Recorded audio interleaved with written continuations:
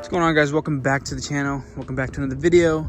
And in today's video, I got for you guys something that's not cool to you, but cool to me. And that is, this is my new E92 M3. It's an E92 M3 Alpine White manual. Options are, I have EDC, not a lot of options, by the way. EDC, heated seats, comfort access, which I think comes in almost all M3s, and that's really it. It's a low package car. It's not even stripper specs. So if it was, that'd be kind of still sought out after, but it has double hump.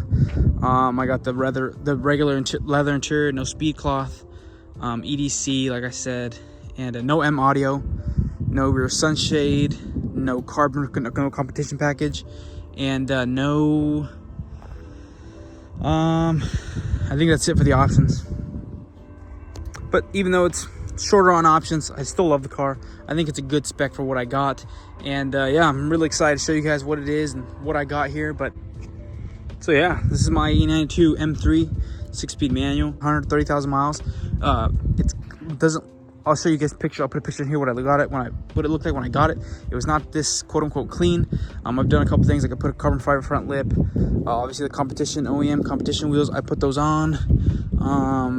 What else? The LCI taillights were a little faded. I got new ones. I put the black M3 badge because the chrome one was obviously faded and peeling. And then yeah, besides that, I haven't really done much to this thing. To be honest, I can't afford to do much to this thing because everything I want to do, I look at a price tag, it's like $1 to $2 grand. So it's like wheels, justifiable, interior mods, justifiable. But besides that, I'm saving my money because I need to do a lot of things to this thing. So a couple things I've already done is I put a whole new interior in this car. My buddies over at 90 Auto Parts were selling a whole black interior, so I went ahead and bought the whole thing. And I put these seats in, this extended leather center console, the rear seats, and I actually put this rear sunshade piece with the rear sunshade and the rear deck speakers. My car actually didn't have rear deck speakers, so I put these in. Obviously I have to do a lot to retrofit them, but at least they're in there and I can work on it later, maybe when it's raining. So I had to wire in, figure out if it's even possible to do the rear sunshade easily. This one does work, thankfully. And then the rear deck speakers, I have to wire those in as well.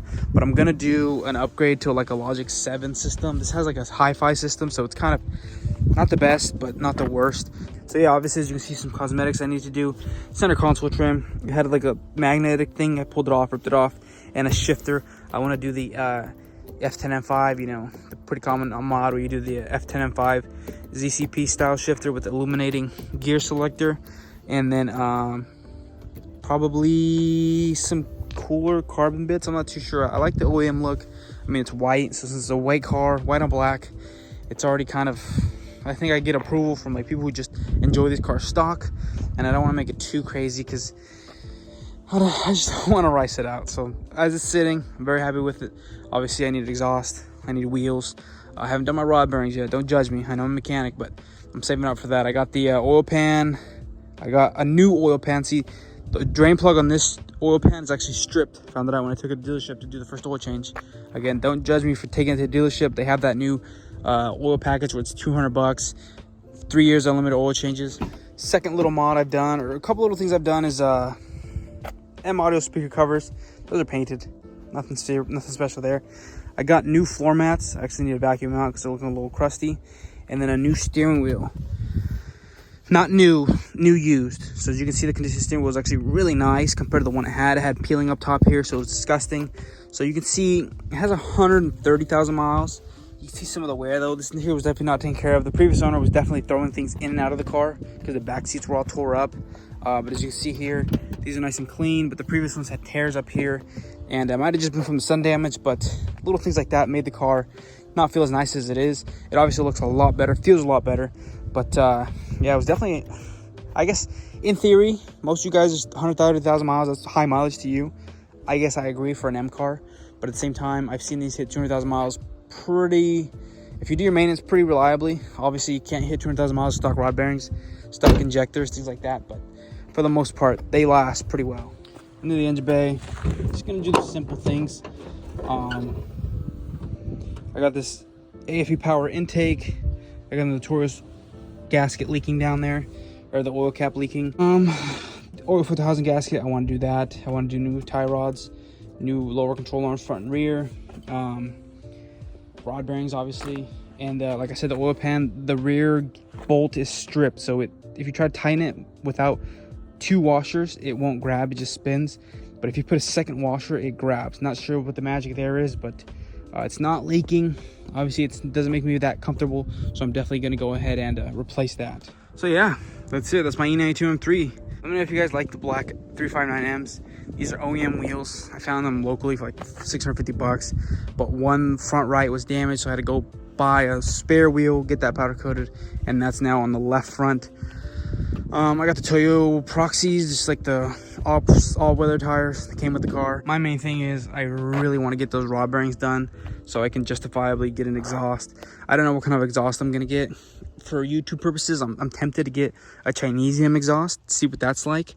I know there's been a lot of talk about products being, you know, drop shipped from China and things like that. So, and a lot of companies are getting outed for doing things like that. I'm not too sure with that. I'm not following that very much. I just know that they do make Chinesium exhausts, and for a fraction of the price, I might get one of those Chinesium exhausts just to check how they work and see if it's worth the money and see if I have any issues. So yeah, things like that. And that's it really. So yeah, welcome to new build to the channel. Hopefully get a lot of years out of this thing. This thing's far from done. I want to do so many things. Like I said, exhaust, valve covers, oil pan gasket, throttle actuators, smaller maintenance items, carbon fiber side skirts, carbon fiber diffuser, carbon fiber spoiler, lower this on hopefully like some Swift springs, new suspension refresh, interior. Ultimately, I want a red interior, white on red, you can't go wrong.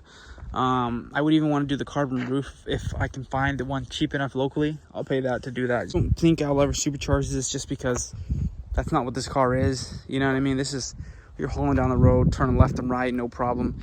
You're not really looking to race. If I ever wanted something like that, obviously I'd sell this and try to save it for a F80, because those are obviously where the power's at. But that being said, hope you guys enjoyed this quick little short long video.